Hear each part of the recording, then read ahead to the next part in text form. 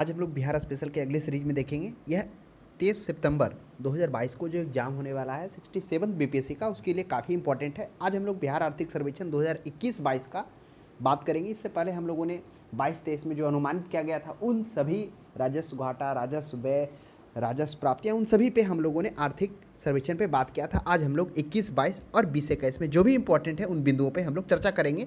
इससे आपको 2 से 3 प्रश्न देखने को मिल जाएगा टोटल। तो देखा जाए, पहला प्रश्न है, कह रहा है बिहार का 16वां आर्थिक सर्वेक्षण 2021-22 विधानसभा में किसने पेश किया था। जो पेश किया गया था 16वां आर्थिक सर्वेक्षण, वह तारा किशोर के द्वारा, जो क्या थे, उप सीएम होते हैं, उनके द्वारा पेश किया जाता है। और यह जो होता है पूरा 13 अध्याय में पेश किया जाता है। तो आप ध्यान में रखेंगे, तारकिशोर प्रसाद उस समय क्या थे, उप मुख्यमंत्री थे। हालांकि अभी तो मुख्यमंत्री चेंज हो चुके हैं। वो कौन है अभी है तेजस्वी यादव। 2 में देखेंगे, 2 में करा बिहार आर्थिक सर्वेक्षण 21-22 में कुल कितने अध्यायों में बांटकर पेश किया गया। जो बिहार आर्थिक सर्वेक्षण विधानसभा में जो पेश किया गया 2021-22 के लिए, वह जो है 13 अध्यायों में बांटकर उसे क्या किया गया, पेश किया गया। तो यह भी ध्यान में रखेंगे, जो किन के द्वारा, तारकिशोर प्रसाद के द्वारा पेश किया गया था। नेक्स्ट 3 में देखिएगा, वित्तीय वर्ष 2021-22 में बिहार के सकल घरेलू उत्पाद जीएसडीपी में कितना प्रतिशत वृद्धि हुआ। तो वह जो है वृद्धि किया गया था, वह कितना किया गया। ऑप्शन 1 में है 1.3%, 2.5%, 2.8%, 3.5%। इस प्रश्न का सही जवाब हो जाएगा 2.5%। ऑप्शन नंबर बी हो जाएगा। तो आप ध्यान में रखेंगे, ऑप्शन नंबर बी ये हो जाएगा। चलिए नेक्स्ट हम लोग आगे बढ़ते हैं।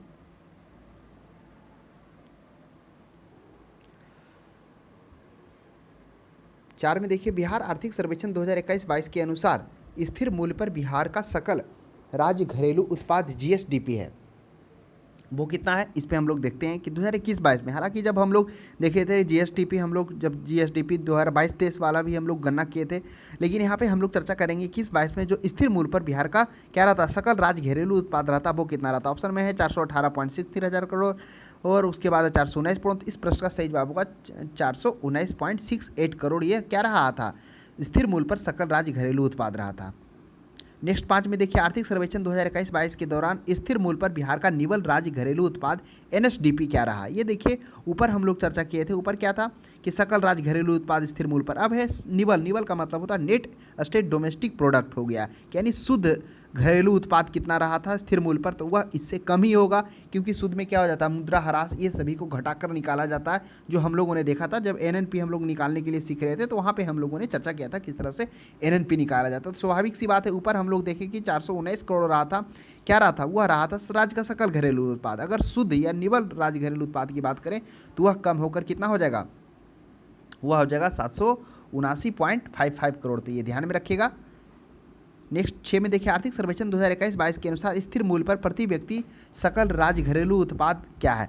तो आर्थिक सर्वेक्षण 2021-22 के अनुसार जो है स्थिर मूल्य पर सकल राज्य घरेलू उत्पाद, अब देखिए सकल राज्य घरेलू उत्पाद की बात पूछ रहा है, तो आर्थिक सर्वेक्षण 21-22 के अनुसार तो ऑप्शन में है 34,314 रुपया, 31,017 रुपया, 26,692 रुपया। तो प्रति व्यक्ति सकल राज्य, देखिए हम लोगों ने जहाँ तक ध्यान में शायद होगा वो है जो वर्तमान मूल्य पर प्रति व्यक्ति, तो वर्तमान मूल्य पर 50,555 था, लेकिन यहाँ स्थिर मूल्य का चर्चा हुआ है। स्थिर मूल्य में क्या होता है कि जो मुद्रास्फीति यानी महंगाई होता है वो जुड़ा हुआ नहीं रहता, जिसके कारण उसका जो मान आता है वह वर्तमान मूल्य से कम रहता है। तो इस प्रश्न का सही जवाब हो जाएगा वह 34,314 रुपया हो जाएगा स्थिर मूल्य पर प्रति व्यक्ति सकल राज्य घरेलू उत्पाद। साथ में देखिए, आर्थिक सर्वेक्षण 2021-22 के अनुसार स्थिर मूल्य पर बिहार का प्रति व्यक्ति निवल राज्य घरेलू उत्पाद, अब निवल राज्य है, अब एनएसडीपी के अनुसार है स्थिर मूल्य पर प्रति व्यक्ति निवल राज्य घरेलू उत्पाद, वह हो जाएगा, वह इससे कम हो जाएगा। जो हम लोग यहाँ ऊपर देखें कितना है, 34,314 रुपया। तो इस प्रश्न का जवाब सही हो जाएगा 31,017 रुपया। तो ये ध्यान में रखेंगे। स्थिर मूल्य पर प्रति व्यक्ति निवल राष्ट्रीय घरेलू उत्पाद पे हम लोग चर्चा किए। 8 में देखिए, बिहार सरकार का 2021-22 के अनुसार कौन सा कथन सही है। काफ़ी अच्छा प्रश्न है। अब देखिए, वर्तमान मूल्य पर जीएसडीपी 618 हज़ार करोड़, ये बिल्कुल सही है। ऊपर एक देखिए प्रश्न आया था 619, तो ये 618.63 हज़ार करोड़ ये वर्तमान मूल्य पर। स्थिर मूल्य पर वही जो हम लोग देखे थे कितना था, वह स्थिर मूल्य पर था राज्य सकल घरेलू उत्पाद प्रति व्यक्ति 419.68, और वही जो ये तो राज्य सकल घरेलू उत्पाद था, निवल जो था राज्य घरेलू उत्पाद किस मूल्य पर, वह स्थिर मूल्य पर हम लोगों ने देखा था। स्थिर मूल्य पर कितना था? स्थिर मूल्य पर हम लोगों ने देखा था 31,007 रुपया, और वही जो स्थिर मूल्य पर प्रति व्यक्ति सकल राज्य घरेलू उत्पाद था वो 34,314 रुपया था। ये ध्यान में रखिएगा, स्थिर मूल्य पर 34,114 रुपया, और वर्तमान मूल्य पर क्या है जो सकल राज्य घरेलू उत्पाद है जीएसडीपी हुआ 1618.63 करोड़। नेक्स्ट देखिए वर्तमान मूल्य पर एनएसडीपी। अब वर्तमान मूल्य पर एनएसडीपी 566 पॉइंट इतना हज़ार करोड़, बिल्कुल सही है। वर्तमान मूल्य पर बिहार का जो एनएसडीपी है वह कितना है? 566.44 हज़ार करोड़। तो ये बिहार का जीएसडीपी का बात बोल रहा। हम लोग जो अभी चर्चा किए थे जिसमें हम लोगों ने जाना था कि बिहार का प्रति व्यक्ति आय वर्तमान मूल्य पर 50,555 था। उसके बाद जो हम लोगों ने देखा कि स्थिर मूल्य पर प्रति व्यक्ति राज्य सकल घरेलू उत्पाद 34,114, फिर स्थिर मूल्य पर 33,000। फिर हम लोगों ने यह भी देखा था कि जो राज्य का जो सकल घरेलू उत्पाद है जीएसडीपी था स्थिर मूल्य पर वो कितना था? जैसे अभी वर्तमान मूल्य पर जीएसडीपी 618, वहाँ स्थिर मूल्य पर 419.68 था। उसके बाद ये बिहार का एनएसडीपी क्या था? स्थिर वर्तमान मूल्य पर 556 है, और वहाँ स्थिर मूल्य पर कितना था? वह था 379.55 हज़ार करोड़। तो ये था अंतर हम लोगों, तो दोनों सही हो जाएगा, 1 और 2। अब 9 में बढ़िए। बिहार आर्थिक सर्वेक्षण 2021-22 के अनुसार वर्तमान मूल्य पर बिहार का प्रति व्यक्ति जीएसडीपी रहा। काफ़ी अच्छा प्रश्न है। अब करा देखिए 2021 के अनुसार वर्तमान मूल्य पर, तो अभी हम लोग चर्चा किए वर्तमान मूल्य पर 2021-22 का जीएसडीपी 50,555 रहा। उसके बाद हम लोगों ने देखा वर्तमान मूल्य के बाद बिहार का प्रति व्यक्ति आय जो है जीएसडीपी 50,555। फिर उसके बाद एनएसडीपी के अनुसार भी देखा। एनएसडीपी के अनुसार जो ऊपर हम लोग चर्चा किए उसमें कितना था? एनएसडीपी के अनुसार, अच्छा वो स्थिर मूल्य पर हम लोगों ने देखा था। एनएसडीपी स्थिर मूल्य पर देखा था, प्रति व्यक्ति निवल राज्य वह 31,017 रुपये था। तो चलिए वह भी ध्यान में आप रखेंगे। अब हम लोग आगे बढ़ते हैं, 11 में बढ़ते हैं। अच्छा ये चलिए 10 हम लोग चर्चा कर लेते हैं। बिहार आर्थिक सर्वेक्षण 2021-22 के अनुसार निम्नलिखित में से कौन सा कथन सत्य है?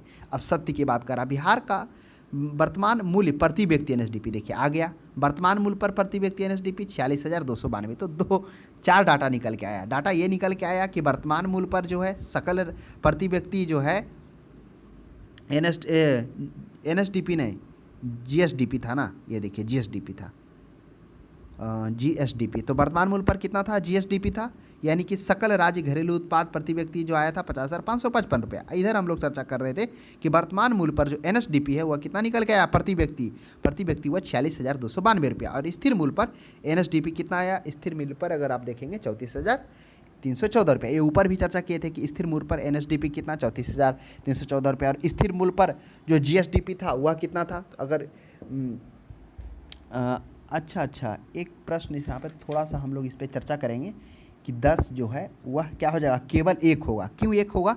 क्योंकि देखिए स्थिर मूल्य पर एनएसडीपी, तो स्थिर मूल्य पर जो एनएसडीपी आया था वह कम आया था ना, वह आया था 31,017 रुपया आया था। तो ये गलत हो जाएगा ना। ये जो 34,314 रुपया है वह क्या आया था? वह जीएसडीपी आया था स्थिर मूल्य पर। अगर यहाँ पर एनएसडीपी ना देकर जीएसडीपी रहता सकल राज्य घरेलू उत्पाद तो सही होता। तो ऑप्शन नंबर 1 सही होगा। नेक्स्ट देख लेते 11 में 2020-21 के अनुसार सकल राज्य घरेलू उत्पाद में प्राथमिक क्षेत्र का हिस्सा कितना रहा था? यह भी अच्छा प्रश्न है, इसकी चर्चा भी हुई है आर्थिक सर्वेक्षण में। तो 2020-21 के अनुसार सकल राज्य घरेलू उत्पाद में प्राथमिक क्षेत्र का जो हिस्सा रहा है वह देखिए 17.5%, 18.5%, 19.5%, 19.2%। तो इस प्रश्न का जो सही जवाब हो जाएगा वह हो जाएगा 19.2%। ऑप्शन नंबर सी हो जाएगा। तो ध्यान में आप रखेंगे। नेक्स्ट हम लोग चलते हैं। ये देखिए प्राथमिक क्षेत्र का हिस्सा रहा। अब आपके माइंड में उठा होगा कि प्राथमिक क्षेत्र के अलावा अन्य क्षेत्रों का हिस्सा क्या रहा? तो प्राथमिक क्षेत्र का 19.2 और अन्य का हम लोग चर्चा करेंगे, किस तरह से बढ़ोतरी हुआ वो भी चर्चा करेंगे। वित्तीय वर्ष 2020-21 के अनुसार सकल राज्य घरेलू उत्पाद में द्वितीय क्षेत्र का हिस्सा कितना रहा? अब देखिए द्वितीय क्षेत्र आ गया, तो प्रथम का क्षेत्र का रहा 19.2 और द्वितीय क्षेत्र का जो रहा 19.5 रहा। और तृतीय क्षेत्र पर चर्चा करेंगे, सबसे अधिक 21 और तृतीय क्षेत्र में जो हिस्सा रहा 21.2। ये 2020-21 का सकल राज्य घरेलू उत्पाद में जो हिस्सा रहा जो 2021-22 में पेश किया गया वो हम लोग चर्चा किए। चलिए 14 में देखिए बिहार आर्थिक सर्वेक्षण 2011 और 2021 और 22 के अनुसार।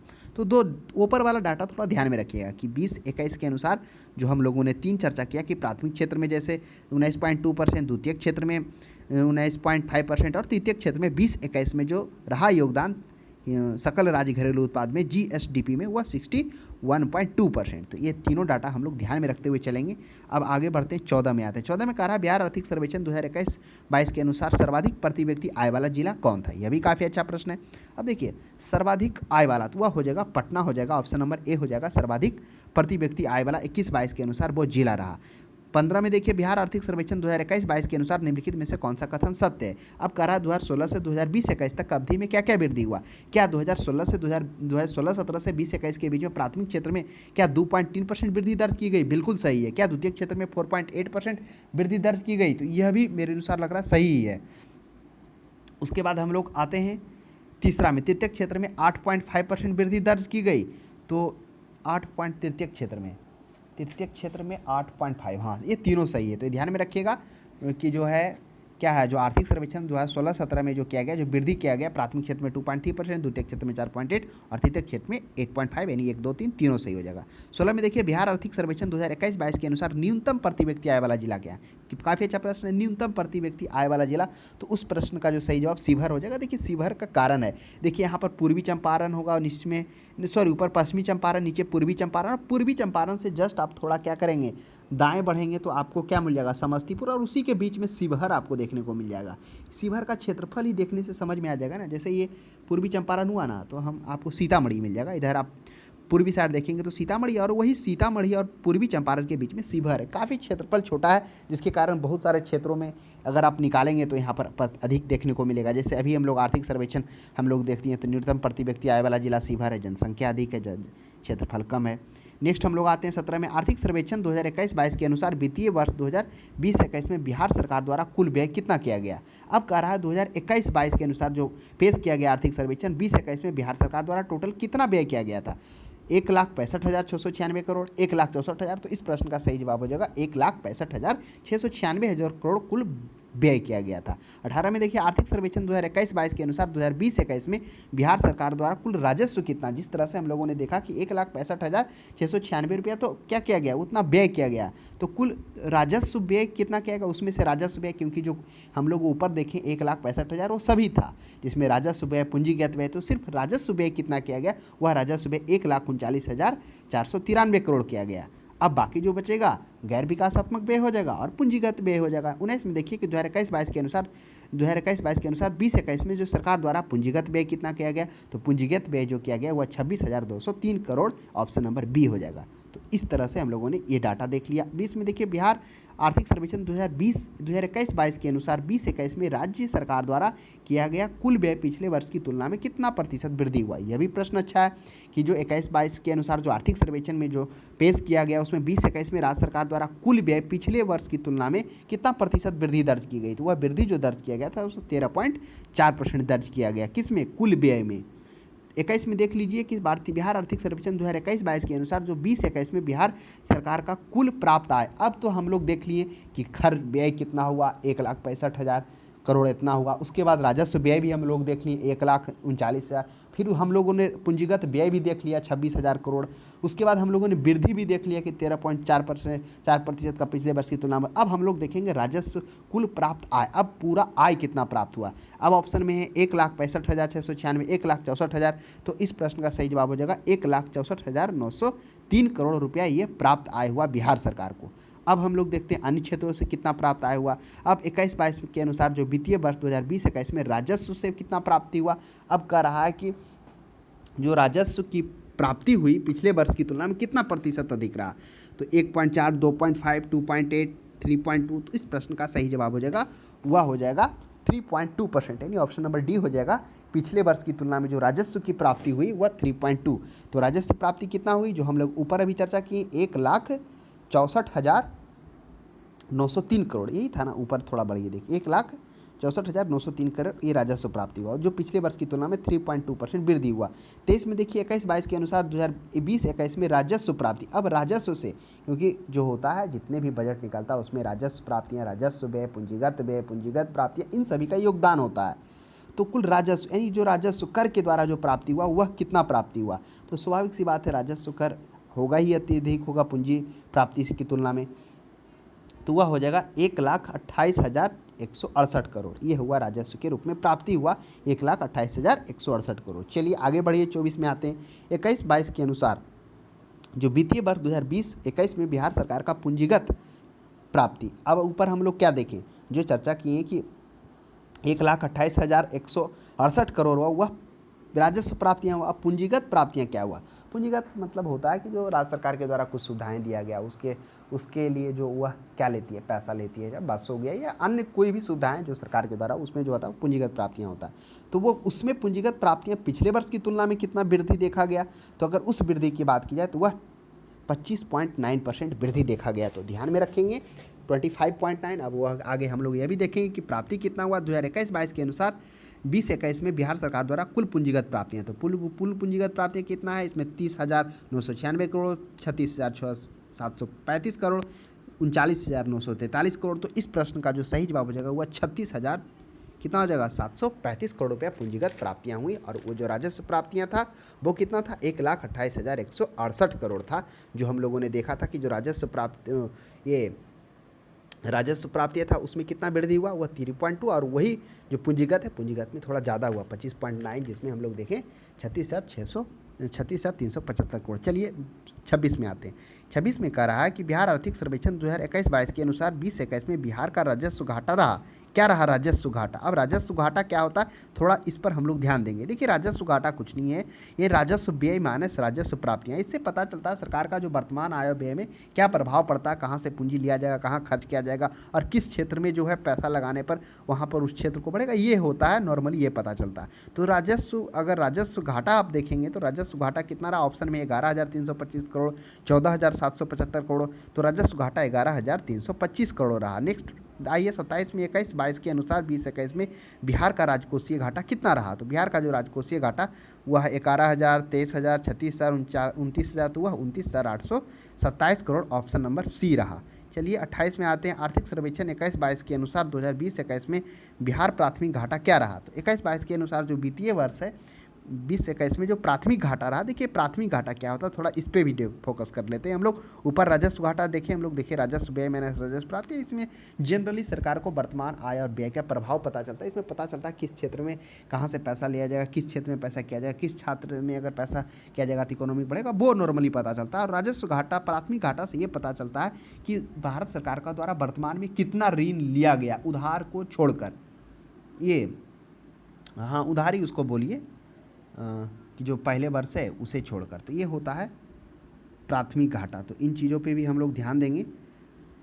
इसमें होता है राजकोषीय घाटा माइनस ब्याज भुगतान, यानी जो चालू 20 वर्ष में ब्याज भुगतान, मतलब ये उधार को हम बोल दिए ना, नहीं इसमें मतलब ब्याज, प्राथमिक घाटा से पता चलता है कि बिना ब्याज दिए हुए जो उधार राशि है वो पता चलता है प्राथमिक घाटा से। प्राथमिक घाटा इक्वल टू क्या होता है, राजकोषीय घाटा माइनस ब्याज भुगतान। तो मतलब उधार लिया गया राशि पता चलता है इससे कि कितना पैसा लिया गया है वर्तमान में सरकार के द्वारा। तो राजकोषीय घाटा 2020-21 में प्राथमिक घाटा क्या रहा, जो प्राथमिक घाटा रहा ऑप्शन में 12,354 करोड़, 14,325 करोड़, 17,343, 15,243। तो राजकोषीय घाटा रहा 17,343 रुपया घाटा रहा प्राथमिक घाटा। ये प्राथमिक घाटा से हम लोगों ने क्या देखा, प्राथमिक घाटा से सरकार को पता चलता है कि बिना ब्याज भुगतान किए हुए जो उधार लिया गया राशि है वह कितना है। 29 में आइए। 29 में देखिए बिहार आर्थिक सर्वेक्षण 2021-22 के अनुसार 20-21 में सकल राजकोषीय घाटा कितना रहा। अब सकल राजकोषीय घाटा, अब राजकोषीय घाटा किस तरह से निकलता है, अगर राजकोषीय घाटा की अगर हम लोग चर्चा करें तो देखिए राजकोषीय घाटा जो होता है वह कुल व्यय माइनस कुल प्राप्तियां होता है, खासकर उधार को छोड़कर होता है, वही पता चलता है। तो ये कह रहा है 2021-22 में 20-21 का सकल राजकोषीय घाटा वो कितना रहा, वह 4.8 रहा।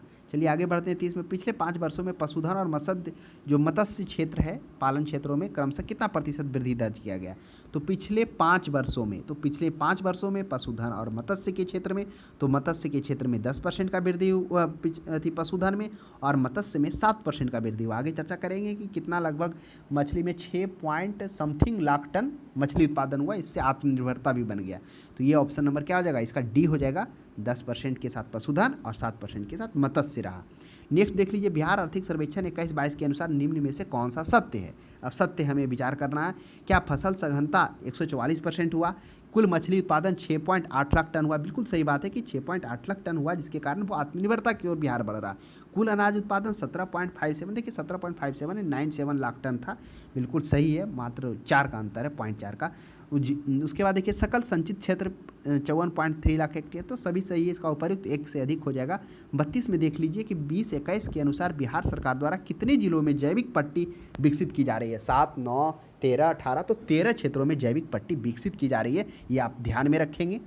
चलिए आगे हम लोग बढ़ते हैं। करा पिछले 5 वर्षों में 16-17 से 20-21 के दौरान कृषि एवं सहवर्ती क्षेत्रों में, देखिए अगर कृषि क्षेत्र में बात करें तो मात्र जो बढ़ा हुआ 2.3%, द्वितीय क्षेत्र में 4.8%, और जो उसके बाद एक कौन सा क्षेत्र था, तृतीय क्षेत्र 8.5%, ऊपर भी चर्चा की। लेकिन यहाँ पर पूछा कृषि एवं सहवर्ती क्षेत्रों में, जो उसके सहवर्ती क्षेत्र हैं, तो उसमें से अगर हम लोग चर्चा करें तो वह देखने को मिला है 2.1%। तो ध्यान में रखिएगा 33 का ए हो जाएगा। चलिए आगे बढ़ते हैं। आर्थिक सर्वेक्षण 2021 के अनुसार बागवानी क्षेत्र में प्रोत्साहन करने के लिए राज्य के कुल जिलों में समेकित बागवानी विकास मिशन चलाया जा रहा है। कितने जिलों में 2021 के अनुसार चलाया जा रहा है? 17 जिलों में, 19 जिलों में, 21 जिलों में, 23 जिलों में। तो इस प्रश्न का सही जवाब हो जाएगा वह 23 जिलों में क्या कर रहा है? आर्थिक सर्वेक्षण 2020-21 के अनुसार बागवानी क्षेत्र में प्रोत्साहित करने के लिए राज्य सरकार के कुल जिलों में समेकित बागवानी 23 जिलों में चलाई जा रही है। 35 में देखिए, बिहार में डिजिटल कृषक सेवा प्रदान करने के लिए बिहार कृषि विभाग द्वारा मोबाइल ऐप शुरुआत की गई बिहान का। इसमें चर्चा किया गया आर्थिक सर्वेक्षण में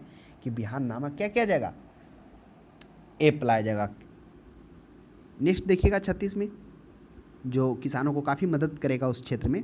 नेक्स्ट देखिए, आर्थिक सर्वेक्षण 2021-22 के अनुसार 19-20 में, अब 19-20 में बिहार का किस जिला क्रमशः सर्वाधिक और न्यूनतम फसल सघनता रहा? अगर सर्वाधिक फसल सघनता की बात कराएं तो वो शिवहर हो जाएगा। इसलिए जनसंख्या कम, देखिए जनसंख्या तो अधिक है क्योंकि वहाँ पर प्रति व्यक्ति देखेंगे तो प्रति किलोमीटर लोगों की जनसंख्या भी ज़्यादा रहता है, क्षेत्रफल काफ़ी कम है, जिसके कारण ये कुछ कुछ क्षेत्रों में देखेंगे यह 1 नंबर पर आ रहा है सघनता के क्षेत्र में। ये सघनता हो गया, जैसे फसल सघनता हो गया, फिर हो गया प्रति व्यक्ति जो मौजूद हैं, रह रहे हैं, उन सभी में ये आपको आगे देखने को मिलेगा।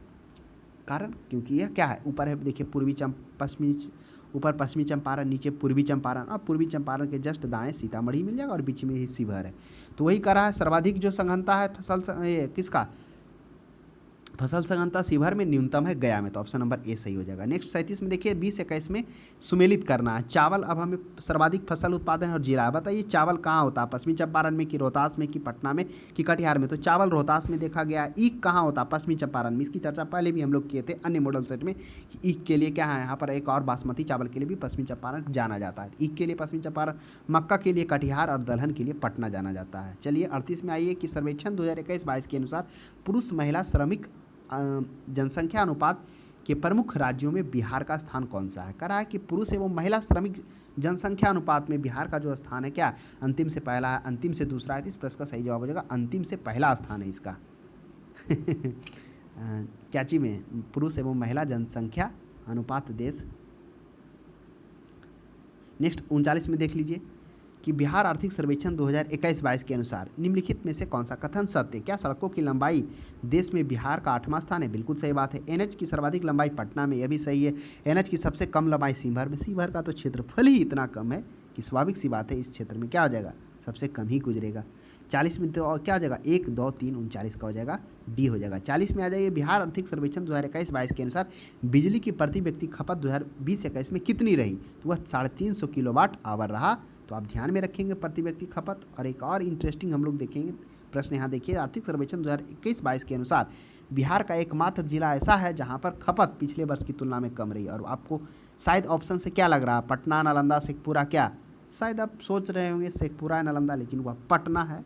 पटना ऐसा राज्य जिला बन गया जिसका जो बिजली खपत है पिछले वर्ष की तुलना में कम रहा है, यानी सुधार है। 42 में देखिए, बिहार आर्थिक सर्वेक्षण 2021-22 के अनुसार निम्नलिखित में से कौन सा कथन सत्य है? अब सत्य की बात करना। बिहार में 2020-21 में बिजली की मांग 5,995 मेगावाट रही। 2021 में ये सही बात है कि 2021 में 5,995 मेगावाट रही।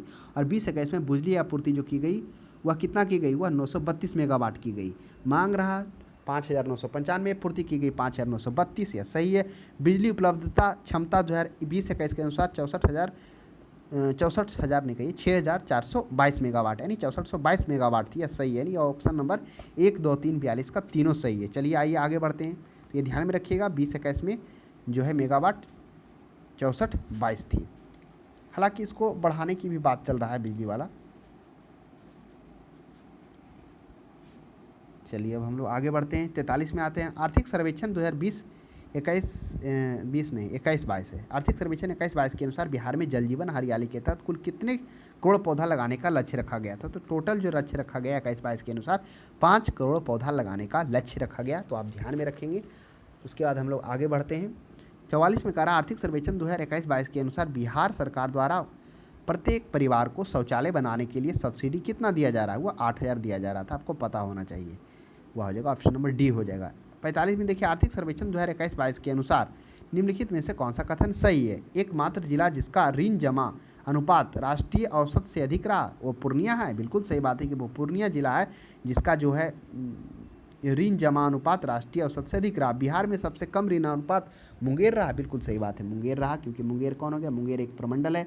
मुंगेर के जस्ट आप क्या आएंगे, पश्चिमी साइड में आएंगे तो क्या देखने को मिल जाएगा? लखीसराय, ऊपर खगड़िया, बेगूसराय, नीचे जमुई, ये क्षेत्र है मुंगेर का। तो ऑप्शन नंबर 1, 2, 3, 45 का तीनों सही हो जाएगा, डी हो जाएगा। आगे बढ़ते हैं, 46 में आते हैं। बिहार आर्थिक सर्वेक्षण 21-22 के अनुसार बिहार में कार्यशील आबादी 2036 तक कितना प्रतिशत होने का अनुमान है? कह रहा है जो कार्यशील आबादी बिहार का होगा वह 2036 तक कितना प्रतिशत है होने का अनुमान किया जा रहा है? 53.5%, 59.2%, 61.4%, 65.4%। इस प्रश्न का जो सही जवाब है वह है 61.4% कार्यशील आबादी होने का लक्ष्य बताया जा रहा है। 47 में देख लीजिए, 21-22 के अनुसार जो आर्थिक सर्वेक्षण है, वर्तमान में बिहार के जन्मकालीन जीवन संभावना क्या है? जो जन्मकालीन जीवन जीने की जो संभावना है 59 वर्ष, 59.1 वर्ष यही रखा गया, लगभग 70 वर्ष के आसपास। चलिए आगे हम लोग बढ़ते हैं, 48 में आते हैं। निम्नलिखित में से कौन सा कथन सत्य है? ये हमें चुनना है। तो बिहार में बाल विकास का एजेंडा 4 स्तंभों पर आधारित है। बिल्कुल सही बात है, जो बिहार में बाल विकास जो एजेंडा है वो 4 स्तंभ पर आधारित है। उसके बाद बिहार के सभी जिलों में समेकित बाल विकास सेवा ICDS चल रही है। यह भी सही है कि बिहार के सभी जिलों में समेकित बाल विकास सेवा चल रहा है। उसके बाद तीसरा देखते हैं कि शिक्षा के क्षेत्र में बच्चों की भागीदारी सुनिश्चित करने के लिए सरकार द्वारा सभी विद्यालयों में बाल संसद की स्थापना की गई। यह भी सही है कि क्या क्या गया, सभी में सब बच्चों के शिक्षा में भागीदारी को सुनिश्चित करने के लिए क्या क्या गया? सभी विद्यालयों में बाल संसद की स्थापना की गई। तो 48 का ऑप्शन नंबर डी हो जाएगा। 49 में आते हैं। बिहार आर्थिक सर्वेक्षण 21-22 के अनुसार 2020 में बिहार में औसत वर्षा कितना रहा? अब देखिए, जो 20 में औसत वर्षा हुआ वो कितना रहा? 1280 मिलीमीटर, 1385 मिलीमीटर, 1472। तो 1385 ऑप्शन नंबर जो भी देख रहे हैं वही उतनी मिलीमीटर, 1385 मिलीमीटर रहा 2020 में। 21-22 के अनुसार 2020 में सर्वाधिक और न्यूनतम वर्षा वाला जिला कहाँ रहा? सर्वाधिक वर्षा कहाँ पड़ा? ऑप्शन देखिए तो सर्वाधिक वर्षा किशनगंज में पड़ा।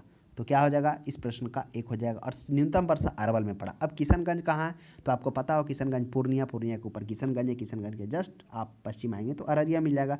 तो किशनगंज में सर्वाधिक रहा। और अरवल, अब अरवल आपको, अगर आप सोच रहे होंगे कि अरवल आपको कहाँ मिलेगा, तो वह मिल जाएगा गया वाला, गया के ऊपर जहानाबाद, जहानाबाद के जस्ट पश्चिम में अरवल मिल जाएगा। तो यही 2 क्षेत्र है जहाँ पर किशनगंज में अधिक और अरवल में न्यूनतम रहा। तो ये तो रहा कुछ आर्थिक सर्वेक्षण 2021-22 में।